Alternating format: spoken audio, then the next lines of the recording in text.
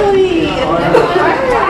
that day when we were all sitting outside? As soon as I decided to go outside, everyone went inside.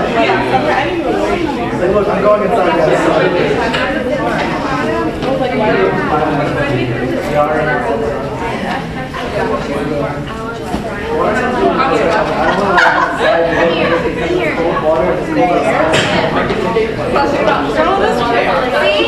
It's like food. I gave it up because of me. If I took it, then I shut. I didn't want to sit there because I wanted to. And everyone like did it pop so much and didn't even bother to bring like pops up the straws. Like pisses me off so bad. So you want me to give me a victim No!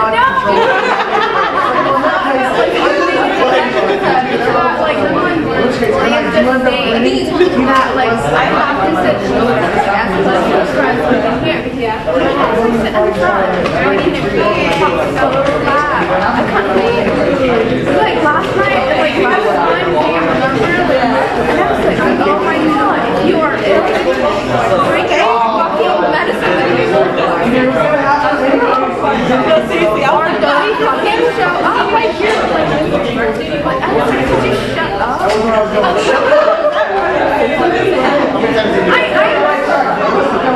I passed out in Colorado. I literally did. Yeah, exactly. Wait, whatever.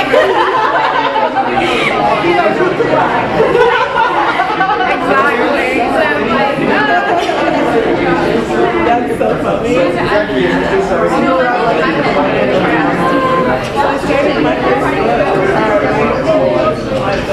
Honey, I better get a move on. I know, right?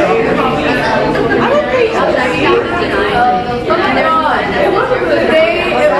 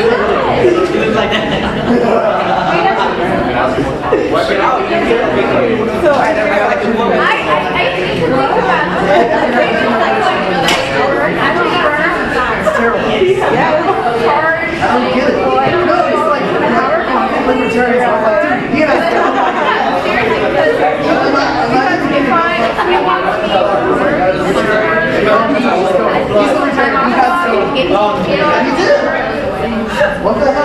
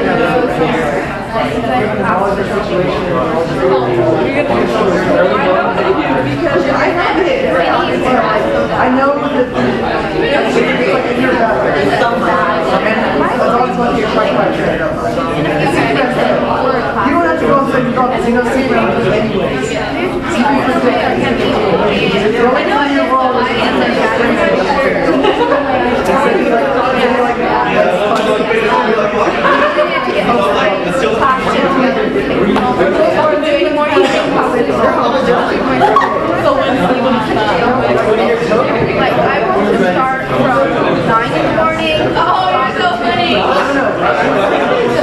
That is my, I don't want back to my club for here. Yeah, I was like, I was That is what I did in the past 2 semesters. All back-to-back classes, but this is different. you're confident and you're actually doing your job. They're going to Now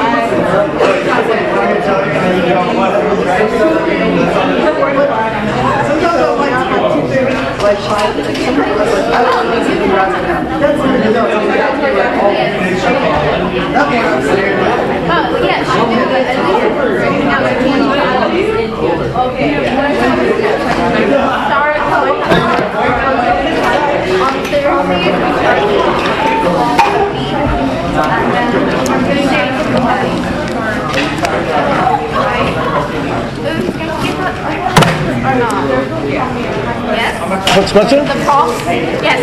Yay. Yay. The only reason why I came to class together. I was like, every other class would have been canceled today. I know. Yes. Yes. I knew it. Just the cost. Shit.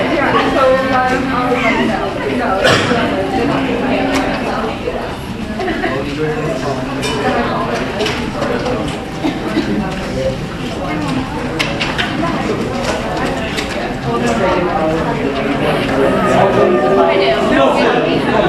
my god, I took like 8 pages of notes on this crap. Yes. Yes. Yeah. Then we did. Oh, yeah. Let me read it. I haven't read it yet.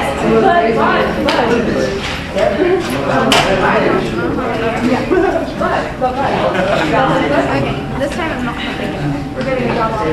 I swear. Next time I don't want that. No, let's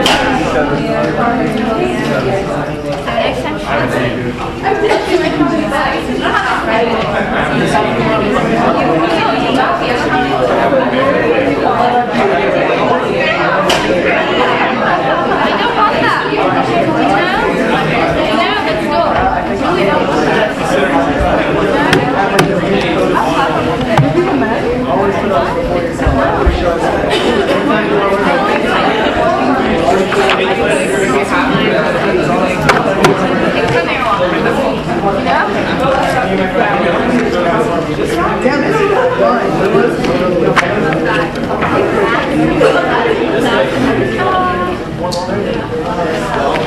Okay, folks, whenever you're ready.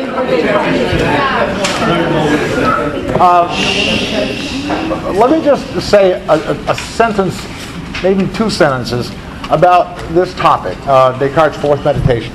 First of all, incidentally, I don't know whether you know, Descartes did not write in English. This is a translation. Some of you were looking forward to modern English. This is modern English. It was translated in 1998, I think. So the English won't be a problem, in case Hume's English was a problem. But in the fourth meditation, Descartes talks about something that he actually quickly mentioned in the first meditation. Namely, the problem about the fact that if he's created by God, then how come he sometimes gets things wrong? He just gets mistaken beliefs. Why does God allow this to happen? And maybe, how do I know he's not giving me all false beliefs? So this is the problem that he talks about in the fourth meditation. The idea is that, to put it the way I like to put it, the fourth meditation is an attempt to get God off the hook. It's not his fault, okay? So that's where he's going. But he comes up with 2 possible answers. The first one he doesn't like. So what I'm asking you to do is tell me what that first solution is and why he doesn't like it, why he doesn't think it works. And then make very clear what his actual solution is. He thinks he's got a solution. It's not God's fault.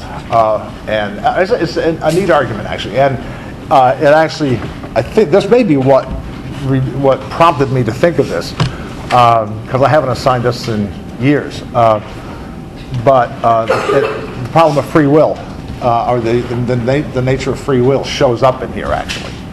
Somebody have a hand up that, yes? So this is in the book, right? Descartes' Meditations, you read the first two meditations. You don't remember that? No, I didn't. It's because you didn't read them, no doubt. But they're in there, yes. Descartes' Meditations. Number 4 is the one. Okay? Okay. So look, I mean, I already told you that this is, as far as I'm concerned, one of the hardest problems in philosophy to think about. And so I'm going to give myself an excuse. I don't know why, I'm always uptight trying to teach this stuff, and some of the excuses, I think it's also hard to teach. But what I'm going to try to do is make the 3 possible theories about this stuff as clear as I can, and I'm going to follow the readings you've got. So they're straightforward attempts to articulate these 3 different theories, but it pays to just go through them pretty carefully. So I'm going to do that, and especially with, well, actually with all 3.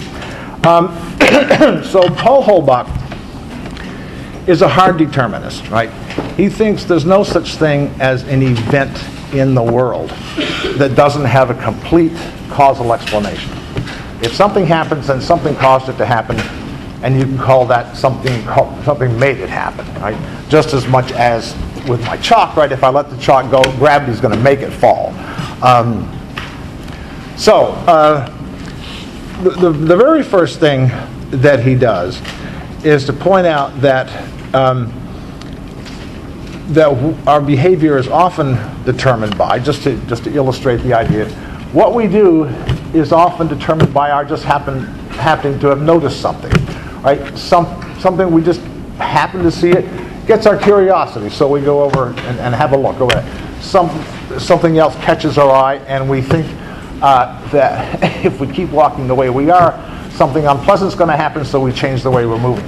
The idea is just this ordinary idea that things that just happen to us explain lots of the things that we do. But then he comes to the first of a bunch of illustrations that they have some variation from each other. They get at this slightly differently, so you really get a feel for what the point is. So imagine somebody who's virtually dying of thirst, desperately thirsty. And he says he sees a fountain, but imagine somebody dragging themselves out of the desert, and they just come to a place, somebody offers them water or whatever. They've got these internal drives that are obviously aimed at getting themselves some water, so they're going to drink it. But now, this is sort of the anti-Holbach person talking. If somebody tells this person that the water's poisoned and they're going to die within 5 seconds if they drink it, then they may very well decide not to drink the water. And this is a sterling example of somebody exercising their free will. As desperate as they are for the water, they're going to refuse to drink it because of the information they've been given. And Holbach regards all of these as pretty superficial kinds of examples, probably unfairly. But he says what's going on here is just that you've now acquired a new belief, namely that drinking the water is going to kill you, and you've always had all your life, or assume you do at least at this moment. You're not suicidal. You want desperately to go on living. And so you've got 2 powerful things working on you. Right? The thirst makes you want to drink the water. Wanting to survive makes you not want to drink the water because you think it's poisoned. And whichever one is most powerful is going to win out. Right? And if the person manages to just abstain from the water, doesn't mean they've got free will. It just means that the motive to stay alive was more powerful than the motive to quench their thirst.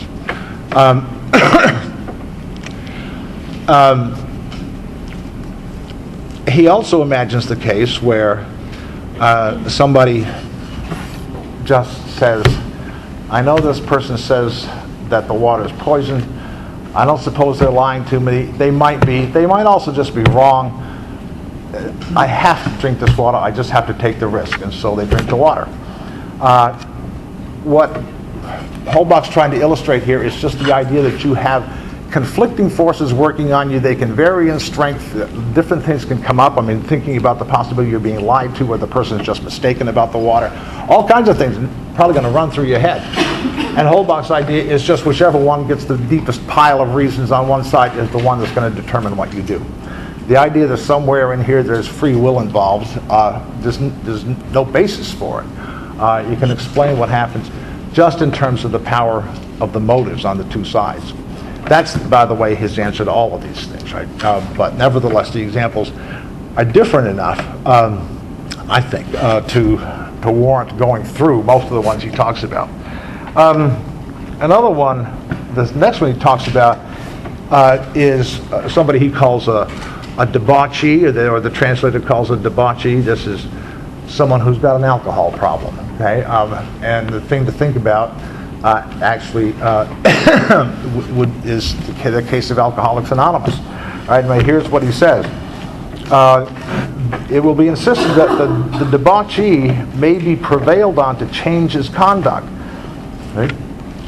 People with an alcohol problem can sometimes be prevailed on. And somebody gets to work, they do some stuff on their own, whatever. The problem can be overcome in some cases is.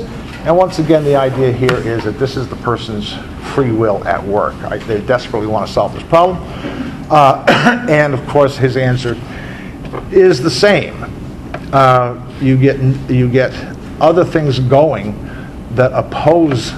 You've got something going already, namely the desire not to be an alcoholic, to get rid of the problem.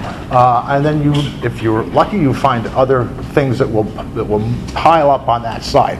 People who know how to help with problems like that, people who will send you to Alcoholics Anonymous, whatever. And things work out right, the pile's going to get bigger on the don't drink side, right? And you will in fact manage to get rid of the problem. Once again, it's just a question of how powerful, according to Holbach, the motives are on the two sides. Just after that, let me just read you a little bit. The errors of philosophers about freedom of the will, about the free agency of man, have come from their regarding his will as sort of the starter of everything. And this is the analogy here, the prima mobile from ancient philosophy, but also from theology, that the God's the original, well, he's the originator of everything, right? So the thing that starts things off. So philosophers think about the will as this thing that sort of just kicks off new things in the world. And that, he says, is because they haven't thought about the many, many causes that actually contribute to somebody's doing something which looks like they're actually starting something. They're initiating a new chain of action by their own free will in the way that God can do that. But that's because they're not paying enough attention.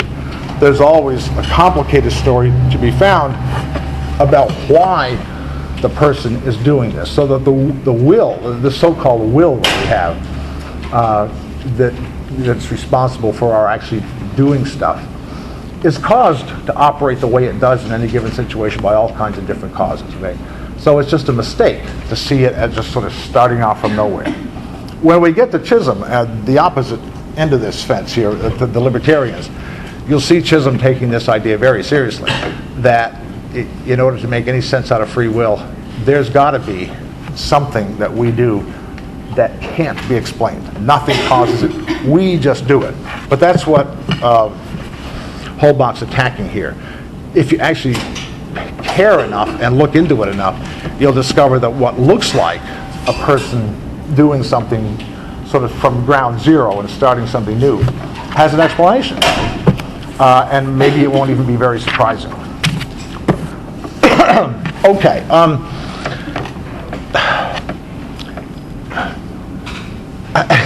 This will probably happen about 3 times. Fight with myself about whether to take us through a particular case here.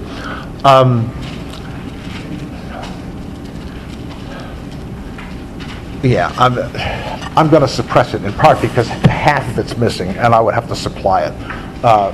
they've put an ellipsis in here. They've left out half of Holbach's thing.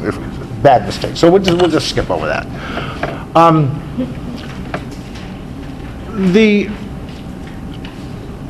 one thing that sort of runs through here that he brings up for the second time here, but you always have to have in the back should have in the back of your mind, is that we come equipped with, I mean, or we're supplied with, I know, not initially, but as normal adult human beings, we have lots of likes and dislikes. Right? So those facts about what we like and dislike are responsible for, have at least a lot of responsibility for a lot of the things we do, because we see things, we think of things that we like or dislike, and we take, we either avoid them, are attracted to them, we do various things in response to just this sort of unconscious, automatic reaction we have to some things that we either like or dislike them. Right? And so a lot of our behavior is just to be explained in terms of the positives, the pluses and minuses of things in our environment and stuff that we think of. And a crucial point about this is that we didn't choose which things to find positive and which negative.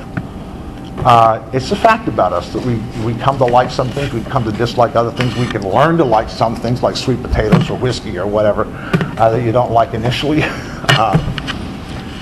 But the initial response has got to something, is a result of something that we bring to the situation. Right? We just have this set of reactions to things, and they explain a lot of what we're doing. Okay, so Holbach next goes to this pair of cases where he says, okay, look, somebody says, enough already, Holbach. Here, think about this situation where there's no pluses and minuses, nobody cares one way or the other. I'm going to prove to you that I've got free will by just sitting here for 5 minutes with you across the table, and I'm going to move my finger sometimes, and other times not move it. I have no reason to move it. I have no reason not to move it. But I'm just going to do it from time to time. Occasionally I'll move a finger. And what I'm going to be doing is demonstrating to you that I've got free will. There's no reason for me to move my finger or not to move my finger, but I'm just going to do it from time to time. So there's no pressure. There's no causal thing operating here on me to do either one. And that's how I'm going to show you I have free will. Well, believe me, I don't want to get into a detailed discussion of this, but I just make clear to you what Holbach's response is. What Holbach says is not a stupid thing to say. It's not decisive by any means. But he says, look, what you just told me is that for the next 5 minutes, you're going to be doing this stuff in an effort to convince me that you have free will. So my explanation of why you moved your finger at a given time is that you thought that was the thing that would do most to convince me that you have free will at that particular moment. And the reason you didn't move it at another time was the same reason. Namely, you thought that would convince me at that particular moment that you don't have free will. Let me just put a parenthesis. Right? Part of the problem with this is that if you have something, one or two things has to happen. Either he moves his finger or he doesn't. And the explanation in each case is the very same explanation. Then you don't really have an explanation. Right? I mean, if you have something you're claiming is an explanation, and you can explain whatever happens, right? It's just, it's like somebody saying, yeah, I can explain any puzzling phenomenon any scientist is interested in. God did it, right? Well, it's kind of an explanation, but not much of one, right? And in this case, you've got this same kind of blunderbuss explanation. I just explain whatever you want, right? It was just my free will. And his reply, right, rather, is that he can explain everything in terms of my desire to prove that I have free will. So this single thing, my wanting to prove that I have free will explain either my moving my finger or my not moving my finger. So there's something funny about that. But just let that go. The finger moving thing is not, we don't want to complicate this unnecessarily. Because what he does next is to imagine that in response to this, they get into an argument about this, right? And he imagines that in response, the person says, am I not the master of, am I not in control of throwing myself out the window or not? And Holbach says, my answer to him is going to be, no, you are not. And I'll just read you what he says. While he preserves his sanity, his reason, there is no probability that the desire of proving that he has free will become a motive sufficiently powerful to make him sacrifice his life in the attempt. Right? I can guarantee you, right, that as long as this guy remains sane, it doesn't matter how desperate he is to prove to me he's got free will, he's not going to jump out the window in order to prove it. Right? There's some limit to how far he's going to go. Right? He may wiggle his finger a lot more, but he's not going to jump out the window. And then he says, on the other hand, if he does throw himself out the window, all that will prove is that he's insane in the sense that he allowed his desperate desire to prove to me that he had free will to overpower his own self-preservation. Right? And he just, end of his life. Right? And it's too bad I couldn't holler to him on the way down that didn't prove anything. Okay, so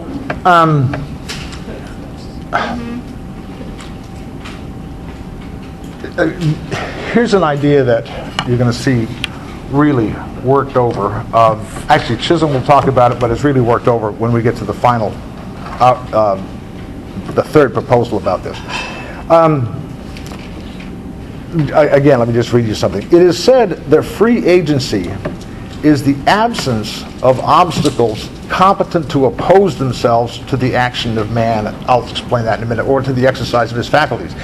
It is pretended that he is a free agent whenever, making use of these faculties, he produces the effect he has proposed to himself. Okay? So we have the ability to do various things. That's what faculties are, right? Capacities to do various things.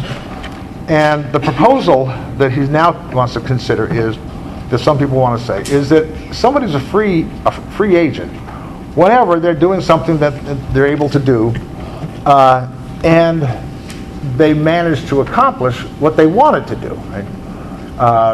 In other words, they just wind up doing what they wanted to do.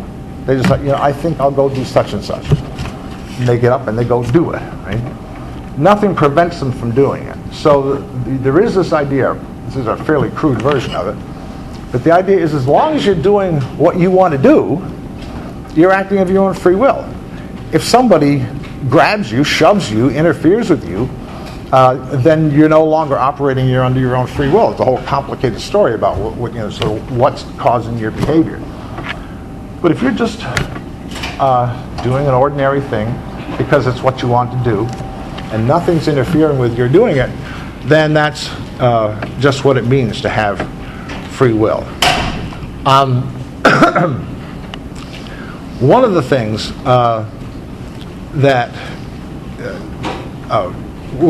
again, let me read this just a half a paragraph. In reply to this, it is sufficient to consider that it in no way depends upon this person to place or remove the obstacles that either cause him to do what he's doing or interfere with what he's doing. The motive that causes his action is no more in his own power than the obstacle that impedes him. So what he's saying is, look, it's not a question of whether the person succeeds in doing what he does or whether something interferes with him or not. The question is whether he had anything to say about the fact that he decided that he was going to do this. That's where the question is. Right? Was he in control?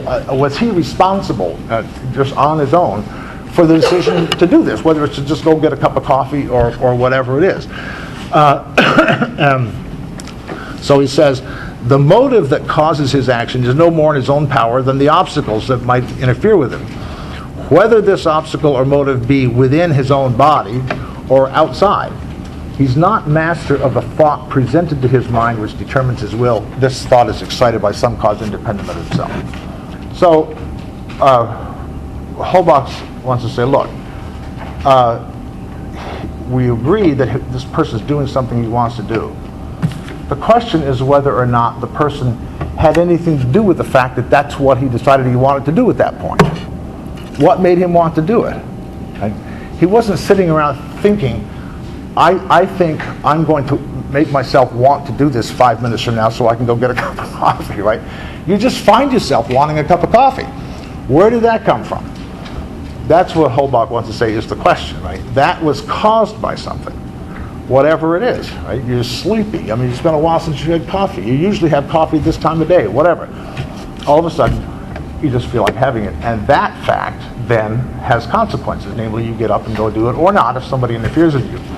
But the issue, but nothing that happens after that is of any interest to the question whether or not you're going to get it of your own free will, because something caused you to want to do that. And normally when we want to do something, if it's not too embarrassing, we'll just go ahead and do it. And point is, it's the result of stuff that was there before and not something that we initiated in any significant sense.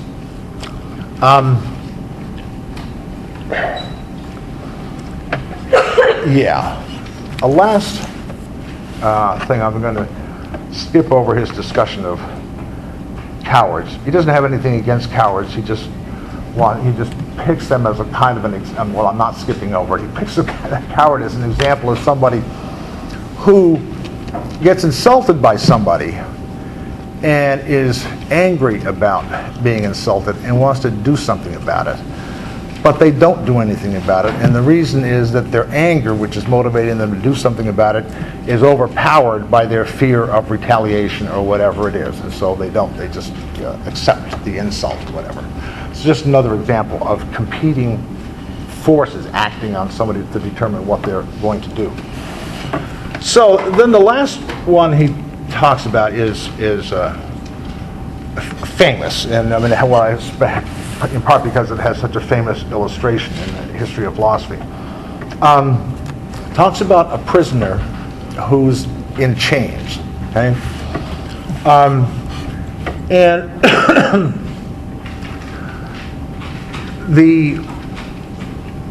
what some people want to say, Holbach's opponents, is very close to what we were just saying in connection with that coffee example, right?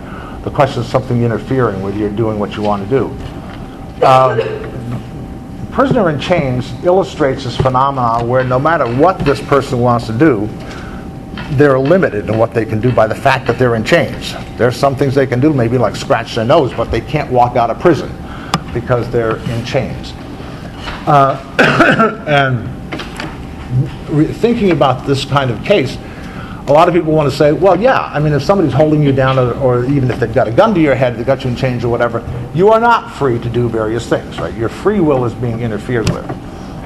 And so they flip, and they think that being free just means not being restrained. You're not in chains. Nobody's got a gun to your head. Nobody's trying to do anything about what you do at the moment. They're just leaving you alone. And some people think this is just what freedom amounts to. Not being constrained by any external kinds of forces or limitations that actually literally prevent you from doing certain things. And so what Holbach wants to say about this is, look, if you took the chains off, it's true that the person would walk out of the prison, would be able to walk out of the prison, and presumably would. But that doesn't mean that what he's doing is walking out, quote, of his own free will. The reason he's walking out is because he wants to be somewhere else. He has other places he wants to be, and in particular, he's afraid if he sticks around there, the jailers are going to just grab him again, or who knows what's going to happen. If you're in prison, you want to get out. So you've got powerful motives acting on you that explain why you leave. It's not a matter if you're doing something of your own free will. We can explain very easily why the person, once the chains are removed, walks out of the prison. And then he gives this famous example, which is Socrates. When Socrates was in prison, did I mention this? Have I mentioned this to you in some other context? No. Socrates, if you don't know this, was one of the early Greek philosophers. There were others before him. But he has this very, very special place in the history of philosophy. He was Plato's teacher, and Plato was Aristotle's teacher. Socrates never wrote anything, but a lot of Plato's dialogues feature Socrates as the star philosopher. And he did, in fact, spend a lot of his career in the city of Athens discussing philosophy, just asking people questions, and if we can trust Plato, embarrassing people all the time by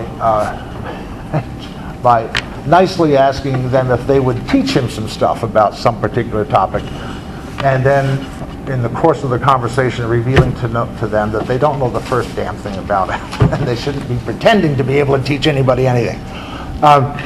Well, he got a reputation in Athens, partly because he was pretty clearly an atheist. Maybe he passed himself off as an agnostic. He didn't buy this whole pantheon of the Greek gods. I mean, he wasn't on the warpath about this, but it came out. So he was tried for corrupting the youth of the city, and he was convicted, and he was sentenced to death. And so he was in prison, and the way they executed people, at least some people in those days, is you drank hemlock, and that would kill you. So Socrates was supposed to drink the hemlock the next morning, but he had some very influential friends in the city, and the friends had managed to bribe the jailers, and so they come to him and tell him he's free to go because they've taken care of the authorities. And Socrates refuses to go. This is stuff, some of Plato's greatest dialogues are about this situation. The reason Socrates refuses to go is that his way of thinking about what he's been up to all his life is defending the city of Athens and helping it, if anything, to become even better than it is. It's a democracy of sorts. So he's defended it against all comers. And what they're suggesting to him is that he can save his life by violating the functioning of the city, which he has been treating as an ideal and preaching as an ideal his whole life. The fact is, he was convicted fairly by a jury of his peers under the laws of Athens, and he thinks it would be morally criminal of him to escape the just functioning of the laws of Athens, even though, of course, he thinks he's innocent of the charges. Nevertheless, he was found guilty, and so he stays. And Holbach's point is that this is, anybody who wants to use this as an illustration of somebody acting of their own free will hasn't thought about it hard enough, right?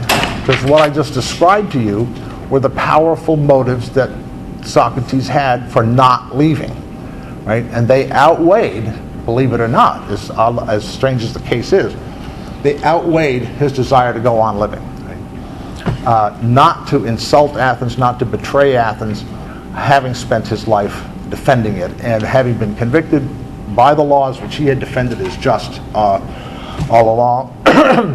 So it's a nice dramatic illustration of Holbach's point. Whether Holbach's right about it or not is a different question, but that's the point he wants to make about it. It's not just chains that limit what people will do. It's whatever kinds of as well. It's also whatever kinds of motives they have.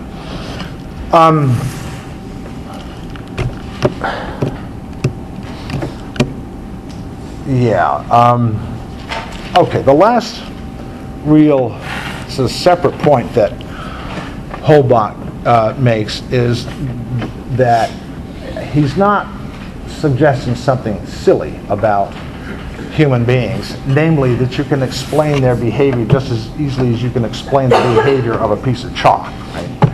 Why did the chalk fall? Because, right? And the explanation is pretty simple.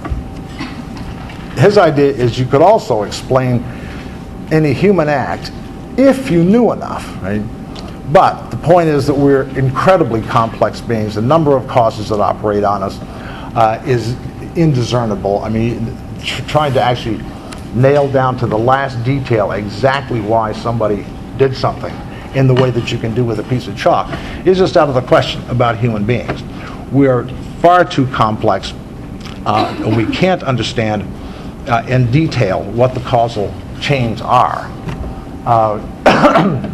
But they're there anyway, right? The human behavior is explained once again in terms of the relative power of the forces acting to push you in one direction or another, and the idea that somehow we're free and we're not like the rest of nature, but we just the kind of weird animals. I mean, I think he thinks the notion of a free agent that most philosophers got in mind is incoherent. In any case, he just wants to make clear that he recognizes a huge difference between pieces of chalk and human beings in terms of what sorts of things act on them, what sorts of complexity is involved in trying to understand why people do what they do. So there's the gist of Holbach's essay, and notice what it, how simple in a way the whole argument is, right? You can show me Socrates, you can show me somebody wiggling their finger, you can show me somebody jumping out the window, you can show me somebody drinking the water, somebody that's not drinking the water. The claim is just the same across all these different kinds of cases, that there's no reason to suppose that there is not a perfectly good causal explanation of the person who drinks the water, the person who doesn't drink the water, the person who goes to Alcoholics Anonymous, the person who doesn't, right? Human beings are part of Mother Nature, and there's always an explanation for what they do. There's no reason to think in any of these cases, I mean, you can believe if you want to, that there's free will here involved. That this is an exception to everything else in Mother Nature. Human beings have this ability to transcend the laws of nature. We're not governed by them. But there's no, basically the Holbach's claim is, there's no basis for that claim, right? In order to try to imagine what it would be like to prove somehow that a certain event, that a certain act that some person did had no explanation. I mean, what would that be like? Right?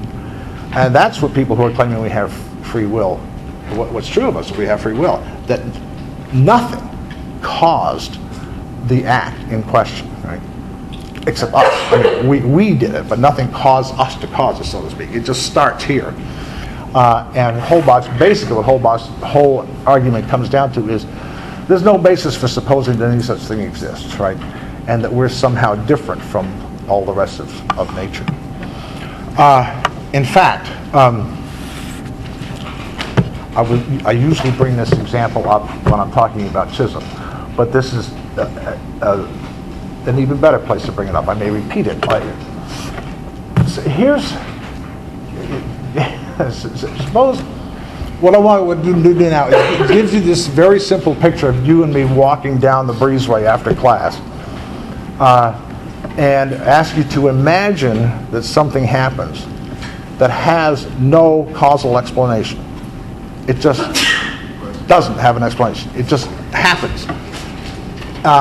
And the event in question is that as we're walking along, my arm flies out, hits you in the nose, and gives you a bloody nose. Right? So, right? Try to imagine that this is not a muscle spasm. Right? It's not some kind of a tick. It's not my playing games with you. It's not my aggressive behavior. There is no explanation. It just happened. Right? Period. And what Holbach is really driving at here is try to convince yourself that there are any such acts. Right? Try to say that there are things that human beings do that just have no explanation. What are you picturing exactly? So behind all this is the idea that notion's incoherent. But the argument that he gives you is that there's no reason to believe in any of these cases that that's what's happened. Right? There's all kinds of possible explanations that you can talk about, even though we can't give them in detail in the way we can with a piece of chalk. Okay, so there's Holbach's case for hard determinism. We're no freer, and you'll see this coming out later on. We're no freer, according to determinists, than a piece of chalk is. Okay, so we're not going to flip to the Libertarians, right? And let me just remind you of just what the Libertarians are officially in terms of that little handout that I gave you. Libertarians start with the idea that there are free acts. Some of the things we do are things we do of our own free will. There is no causal explanation. Nothing causes us to do what we do. We do it. We're exercising something called free will. And consequently, determinism is not actually true. It may be true of the whole damn rest of the universe, and it may be as true of most of our behavior. Maybe most of our behavior has causal explanation. But sometimes we exercise free will. Nothing causes us to do what we do. We just do it. So,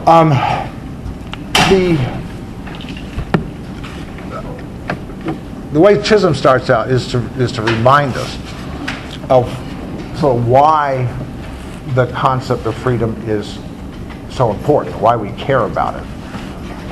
Namely, that we connect it to responsibility. If you remember the hard determinist argument, that's one of the things that comes up.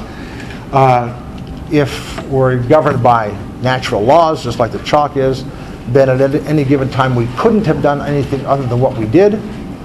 And if we couldn't have done anything other than what we did, then we're not responsible, any more than the chalk is responsible, or a piano that falls off the top of a building and lands on somebody is responsible for killing them. It couldn't have done anything other than what it did. So if we couldn't have done anything other than what we did, we're not responsible. So the notion of freedom that we need is whatever kind of freedom it is that we think we have to have if it's going to make sense to hold people responsible for what they do. We really think somebody's responsible, possibly deserves punishment, or could be praised for what they did, then we have to think it was up to them in some sense, right? They could have refrained from doing it. If you focus on the bad stuff, or you want to punish somebody, you got to believe that this person had a choice about what to do that the piano didn't have about whether to land on this person or not, right?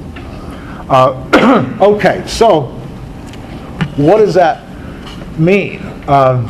What it means, according to Chisholm, is that if somebody's responsible for something, then that has to be something whose occurrence was entirely up to that person. It depended entirely on them whether that thing happened or not. It's their baby. Okay? It comes from them, and nothing behind them is responsible for it.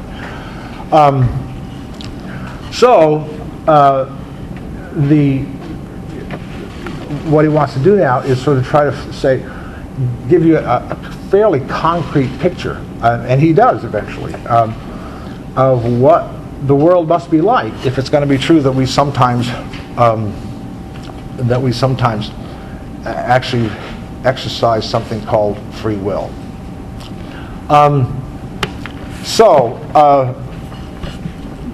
Specifically, to begin with, what's got to be true is that if I'm responsible for a certain act, then it can't be true that something caused me to do that act, including stuff inside me. If my beliefs that I've had for some time, whatever it is, you can imagine all kinds of things that you think typically make people do things. They do. If you remember the example, my own example of giving money to the American Heart Association, right? Because I've got some money and I believe this and blah blah blah, right? You can explain what I did if those things actually caused me to give the money. Then, according to Chisholm, this is not an act of my free will. This is not something which starts with me. It's not due exclusively to me. It's due to all these things that were in my head from before about my beliefs about whatever, right? Or the history of my family of heart disease, whatever. So a free act has got to be something that's purely mine. Me as opposed to my beliefs, right? Or anything else. Nothing can cause me to do it. So you can see already you're pushing for something fairly exotic, right?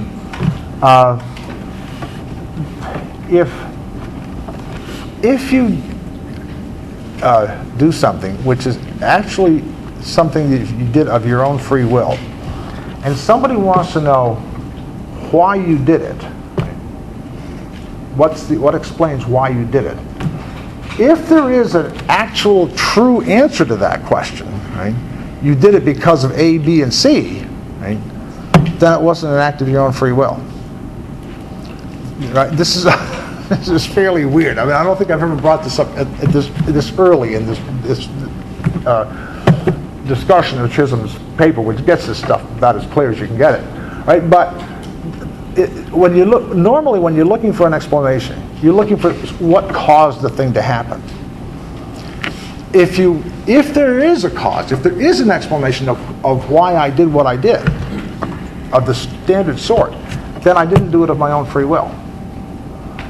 The act of my, maybe, yeah, think about the same question about God's creating the universe, right?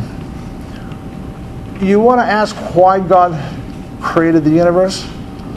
Well, part of the picture is you do not want, it seems to me at least, we won't get into theological argument now, it seems to me that on the central conception of God, the monotheistic conception of God, you don't want to have this picture that something happened and made God decide and caused God to decide to create the universe, right? This somehow demotes God, that there are things influencing him and causing him to make decisions, right? The idea of God, actually ancient philosophers thought about this a lot. This is the prima mobile, the first cause that Holbach actually mentioned. It's the first cause. God is the first cause. He starts it. Nothing caused God to decide to create the universe. Nothing caused God to create the universe. God's created the universe has to be pictured as this thing that just God does, right? And there's no story behind it about what explains why God did this. So that's the picture you've got with a free will here. If I'll say it one more time. If there is a causal explanation of why somebody did something, then it's not something they did of their own free will. Okay? What you're responsible for is the stuff that starts with you. So on this side, he's at least on Holbach's side to this extent, right? Holbach thinks we're all determined. What Chisholm wants to say is, yeah, well, if we are, then you're right. We don't have any free will, because in order to have free will, to have free will is to be able to actually initiate things from ground zero and nothing causing you to do it.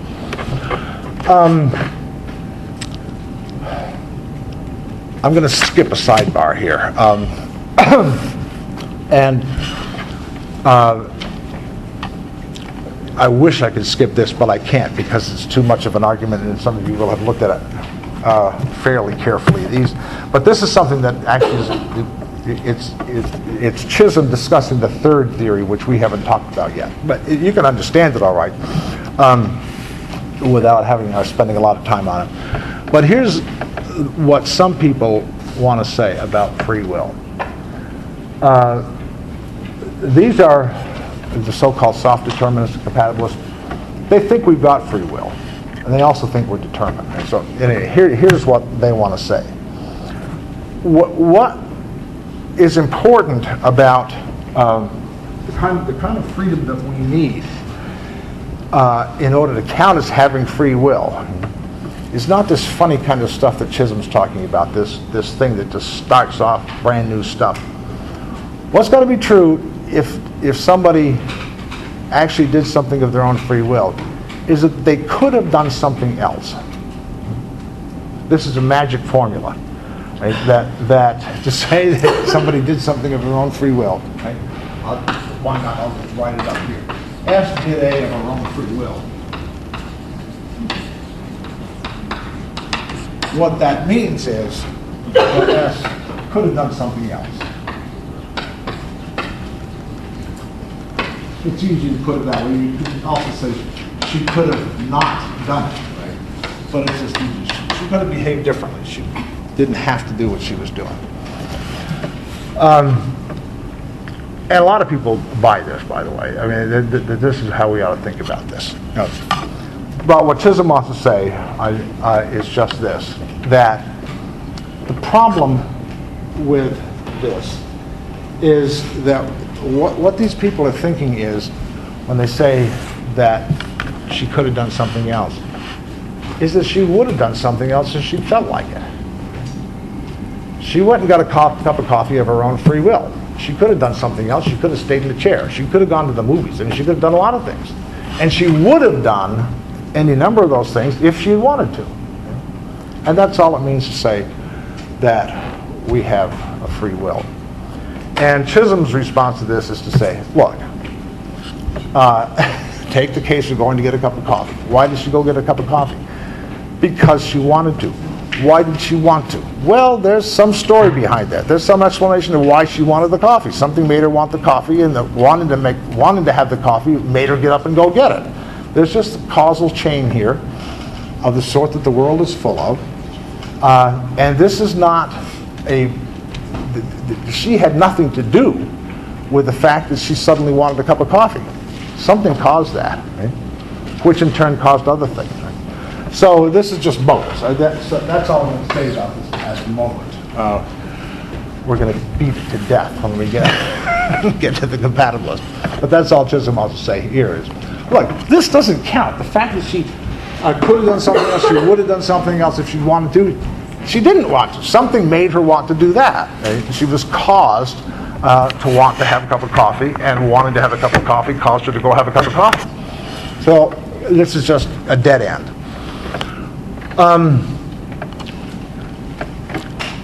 Now, Chisholm also wants to say that this is where I usually bring up the example about my arm flying out and hitting you, right? What Chisholm thinks is that if determinism is true, right, so that everything we do has causal explanation of some kind, then nothing starts with us any more than with anything else in nature. Everything comes from a long causal chain, goes back however far you want to look, and we're just in the middle of it, right? And our behavior just falls into place as part of Mother Nature. And there's no room for the idea of my being responsible. Something's happening for which I am solely responsible. Nothing caused me to do it. On the other hand, he says, if you just take determinism away, you say, okay, the universe isn't deterministic, and some events don't have causal explanations. They just happen. It doesn't get you anywhere. If your idea is that that's what a free act is, then you're not thinking hard enough. Because the example I gave you of us walking down the hallway, if you believe my description of it, you have to imagine that this is actually the truth of the matter. That we're talking, I'm interested in the conversation, we're going back and forth, and all of a sudden my arm flies out, hits you in the nose.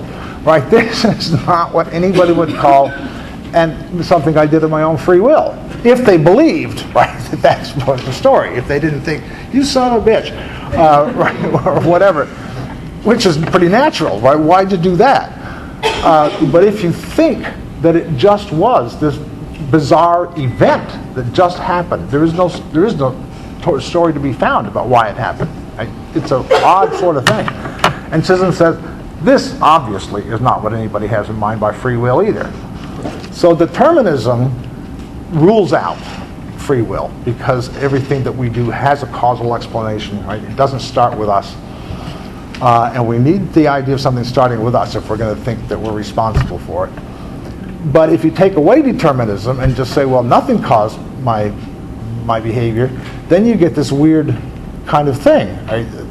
I'm responsible for some weird thing that my body did, some part of my body did, that just happened. It happened to me as much as it happened to you. You got more damage done to you, but it just happened. So, Chisholm says, we've got to find, if you're going to make sense out of free will, you need a third way of thinking about stuff. Not determinism and not indeterminism. So what the hell could that be? And the answer to that is that you need the concept of a second kind of concept of causation. The ordinary causation we all talk about, we've talked about quite a bit, and it's everybody's ordinary concept of causation. Chisholm he should have been a classicist. He loved the ancient world and he loved Latin, and so this is his term for this kind of causation. Transient causation. It's just ordinary causation, where one event causes another. And just ordinary, one thing causing another. The other kind of causation that you have to introduce is very, very different.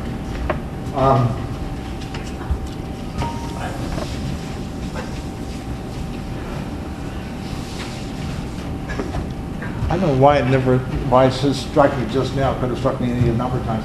I just realized how many languages there are in which people can write obscenities on this board, and I would have no idea. Maybe because we're talking about Latin, I don't know.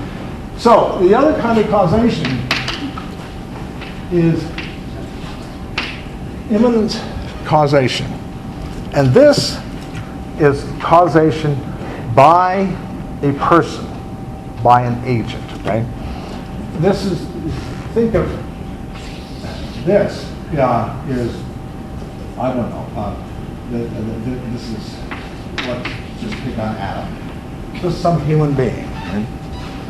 And the idea is that while most events are caused by other events, they're bits of transient causation, parts of the stream of transient causation, some events, quite unusual, start right here with somebody, right?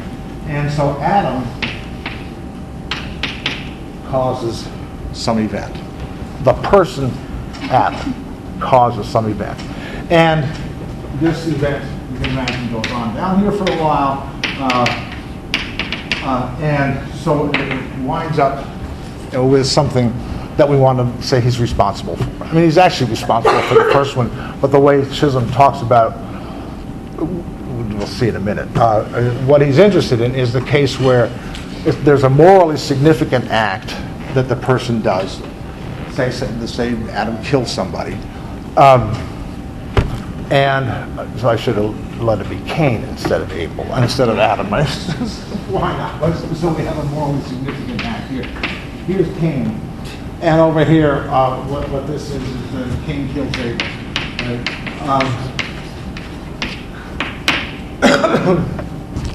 So Chisholm's idea is that in order for Cain to be responsible for killing Abel, Abel's killing, this event, has to be the end of a chain of events that starts with one that just comes from Cain. Nothing, in particular, it's important to understand that nothing causes Cain to cause this event. Right? There's nothing behind it. It starts right here, inside Cain. Right? He actually brings about an event in the physical world. And at the end of that chain of events is the killing of Abel, so Cain's responsible.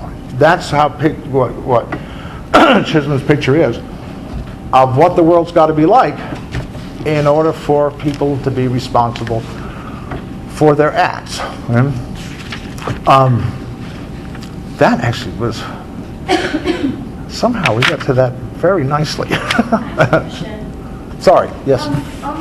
When you said that you take determinism out, what did you say about that again? Well, you had an example about walking down the hallway. What I said about if you take determinism out, that is to say, if you deny determinism, you just say some events just are uncaused. Right? Determinism is the thesis that every event has a cause. If you deny that and just say some events don't have causes, and the reason you do that is because you're thinking that's what free will is, it's stuff that we do that doesn't have a cause, then Chisholm's going to say, no, you haven't thought about this very hard. And then he gives you my example. He says, look, suppose I'm walking down the hall and my arm just shoots out and hits you in the nose, right? You didn't do it deliberately. I mean, you're as shocked as I'm as shocked as you are, whatever. That's not something that anybody would call an act of free will. An uncaused event is just this weird thing that happens. And nobody would say, oh, yeah, that's what I mean by free will. It's just weird stuff that just happens. Right? So you can't, getting rid of determinism isn't enough. Right? What you got to do, you've got to come up with a different kind of causation. I hope nobody's offended by this. It's the good analogy to use. It's like we're God, right, on a mini scale, right, in the way that you think of God as the source of stuff, right, if that's part of your picture. It just starts with him. God just decided to create a universe and does. Similarly, the idea here is sometimes we just make stuff happen. Nothing causes us to do it. It just starts with us. And that's what Chisholm thinks we have to have.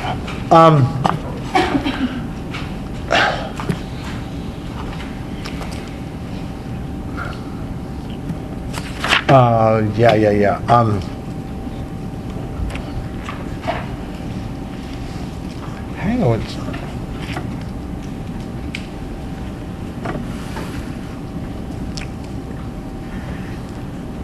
I don't want to skip anything that I need to cover here, but I don't also want to necessarily drag you through everything he does.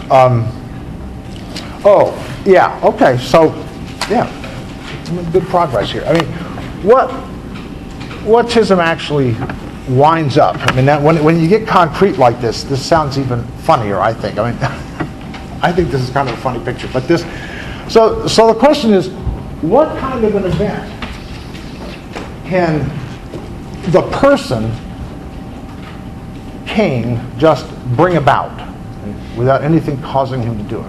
What can he actually just do? And the answer is that Cain can cause an event in his brain. Okay? This is what has to happen. There's got to be a brain event. The idea being that this is where all action begins, is in the brain. All deliberate action, right? Where we know what we're doing. You're doing it for reasons or whatever. And so, what's got to be true is that Cain can actually cause an event in his brain, which then leads, by the usual causal chains, right, in the normal way, to Cain's being killed. So if you think, right, if you're going to explain why Cain killed Abel, you're surely going to explain it in terms of his motivations and stuff, all of which is going to involve his actually thinking, being conscious and thinking about what he's doing. So the idea is that the main story about why Abel gets killed involves, in part, what's going on in Cain's brain. Okay, it involves what he's thinking about. So if you think, okay, things in, this is, I don't want to mark this thing up anymore. But this is supposed to be Cain. Well, you do it like this, right? So we'll have,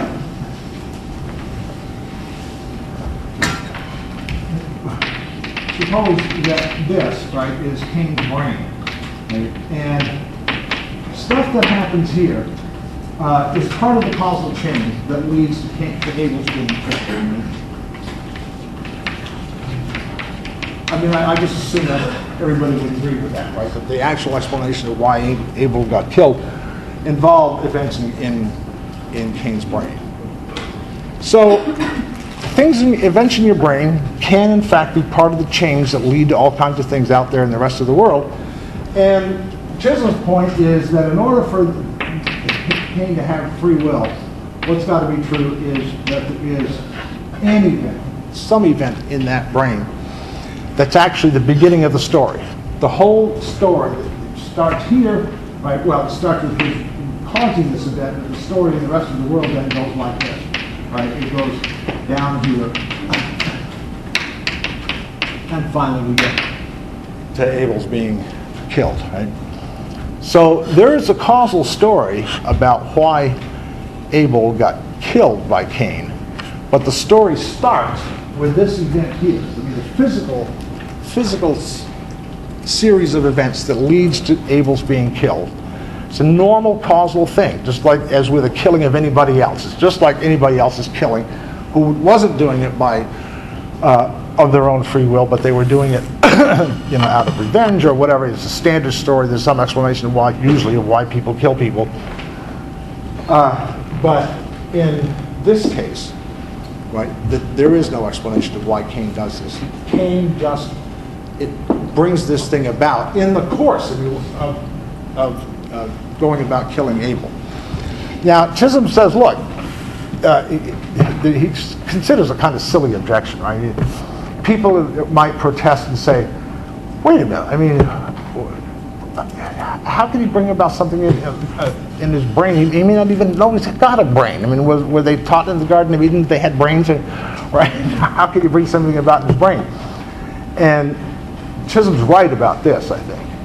That, look, it's not a question of his deliberately saying, here's an event I'd like to have happen in my brain, so I'm going to make it happen, right? What he's thinking about is killing Abel.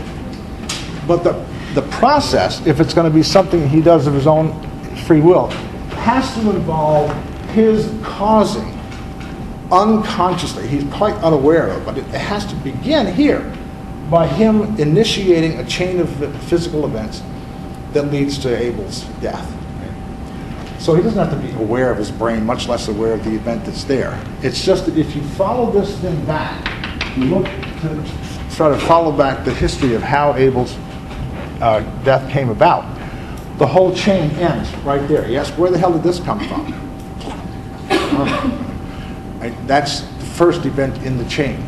And how it came into existence is that somehow this person brought it about, right?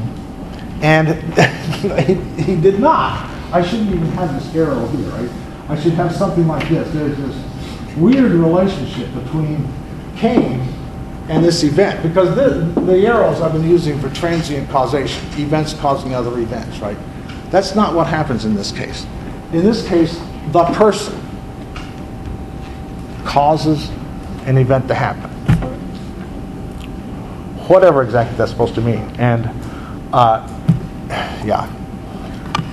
were you about to ask a question? Kind of like the person is the source of that event.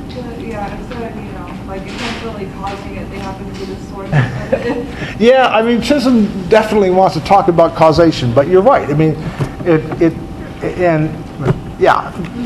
that's a good idea, right? I mean, it in some sense, it comes from Cain, right? He's the source of it. And it's a good, very good question to ask. Yeah. No, not like. Hey, to straighten out your picture of this evil cat Cain. I mean, they're following God's orders. Okay, so, yeah. Oh, I'm sorry, yes. Okay. So you said that Cain causes that event, and that event will start the causal chain. So would that be a mixture of the imminent and a transient cause? Yeah, everything from here on. Okay. This event and all the rest of it is a standard transient chain, yes. Right. It's just the coming into existence of this first event that's an imminent causation, yeah. What would give Cain the idea to start the thing he said, though? He didn't have the idea of starting, he had the idea of killing Abel. But in order for, what Chisholm's saying is that in order for his killing Abel to be something he's responsible for, this is how it has to have started. In the course of deciding to kill Abel and doing it, he must have, unbeknownst to himself, he must have brought about an event that in some sense originates in him. Nothing caused him to do it. It just is part of what happens that includes the killing of Abel eventually. It's a mysterious notion. It's a very mysterious notion. Yeah. So it's an unconscious thing that happens in his brain that makes him do those events to get to his goal? No. It's not an unconscious thing that makes him do anything. He is, in fact, the person responsible for the existence of this event. But if he's thought about it before, wouldn't that like take it away? Because he's already thinking about it, about doing it in his brain. Well, the only thing you can, this is really tricky. So what's got to be true is that there is no event that caused this, including. But what about the thought of doing that? If the thought of doing it caused this event, then it doesn't count, right? It's like saying, it's like saying, so suppose you think, that now somebody may really get ticked off, but suppose you think the world sucks and God deserves blame for having created the universe, okay? Now, the idea is, if something caused God to create the universe, something, quote, made him create the universe, then he's not really responsible. If you want to hold him responsible, it has to have started with him. This is just how it got going. God just initiated something. That's what Chisholm's trying to capture here. There's got to be something that has no explanation in the ordinary sense. Right? It comes into existence. It's a weird notion. But the thing is, what Chisholm's claim here is, this is the only way you can make sense out of the idea that human beings are responsible for anything. It has to start with them. If they are not the sole author, right? The killing of Abel can be traced straight back to here, and that's as far as you can go. Nothing caused Cain to do it. It started it, and so he's got the full blame. Yeah. So Chisholm doesn't take into account mixed sources of causation, because the reason he killed him was because of jealousy, because of early events. So is he taking into account is he thinking purely human or purely transient, or is it a combination? It's got to be the event has to be tracing back to this event by itself. Now, this event can interact with other stuff that already exists. So he's okay with interaction, just not. Okay. Just not with the. There's got to be a chain. There's got to be a causal chain that starts here. It's a normal causal chain, except that it has a beginning in our lifetimes, right? It just starts right there. There can be another change, but as long as we can't cause it. Yeah. Yep. Right. Yes.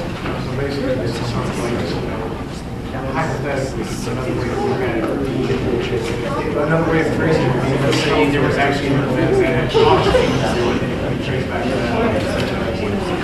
This is hypothetical situation. Let's say Abel had done something wrong to Cain, and that was all Cain to want to kill him. So then it would be traced back to that to the point of basically Abel and then being the reason for his death. That might be, but if any such chain exists, Like not a thought. if anything caused Cain to do what he did because he was pissed off and able to do whatever, That would be the reason for him. then it wouldn't be a free act. It has to start with Cain. Nothing can explain why he does it. Yeah. Hey, folks, we're going to put in a minute here, but let me just get one more question. Yeah. So you're saying that people who have committed intentional murder are not responsible for it because they were either abused by their father, or their wife cheated on them, or they were hit as a kid, and that caused them to kill all these people. Oh, that's the whole threat of party determinism. That's the whole threat of party determinism. Because they could kill serial killers didn't have free will because That's right. it was things that were done to Right, them. and if determinism is true, then anything that you and I do, we had to do in exactly the same sense as the chalk. The chalk has to fall, right? The chalk has no choice, right? Neither do we. We have the illusion of choice if the determinists are right, but it's all just as mechanical as this. So, was really in society, nobody was going to do. Well, that's the rest of it. There's no wholly responsible, no punishment. That's all part of the handout. That's part of the argument. Right. Look to the end. Okay, folks. If anybody came in late, there's a paper assignment here.